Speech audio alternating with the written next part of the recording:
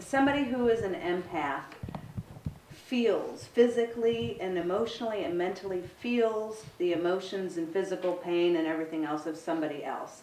So you can be compassionate, sensitive. We'll all, you know, if somebody in here starts crying, I'm going to start crying immediately. Is that because I'm an empath? No, it's because you're crying and I feel for you.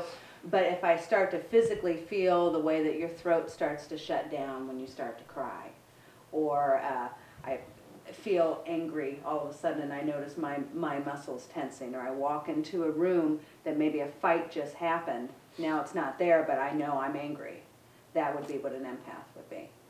But it's that same thing, you know, I think that, you know, and it goes back to the autism idea that I have. It's just, is the brain wired wrong, or is it just wired differently?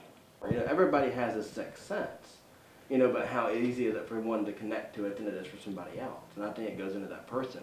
But, you know, you look at a lot of kid intuitives, you know, a lot of them have ADD, a lot of them have ADHD, a lot of your empaths have, you know, just naturally had depression. We have memories that linger in there, cell memories or whatever, that linger in there, that sometimes we'll see something on TV or we'll read something that we know is a new idea. It's the first time we're hearing it or seeing it, or maybe seeing a place on TV that just kind of, oh, and you feel like you remember it, or you feel like you already knew it, or it resonates, gives you the chills. Something about it says, I already know this.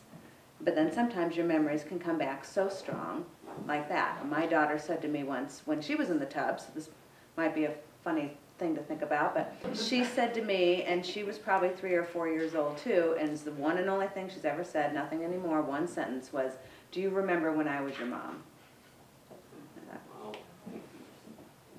I said, I don't remember. What do you remember about it? And tried to go with it. And she says, I don't know, I just didn't know if you remembered. And then that was it. What I think some of those are is that before we're born, we have a life plan, lessons that we need to learn, experiences, stuff like that. And I think that those and they're always insignificant. You know, they're never anything huge. I reached for my water, ooh, I remember reaching for my water right here before. You know, it's never anything really, really cool. But I think they're just little signposts that something clicks. It's like a reverse fast forward, and we remember seeing this or planning this, or I take them as I am right where I'm supposed to be. I'm not off path, I'm on path.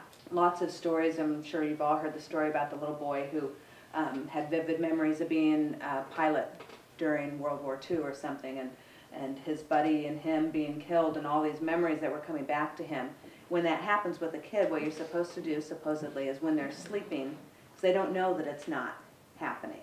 When they're sleeping, and even with any kind of fears, you can do this. When they're sleeping, you go in and you talk to them, and you say, you don't have to be afraid of heights anymore. You don't have to be afraid of snakes or whatever, and you talk to them in their sleep, and that does something to let go of that memory.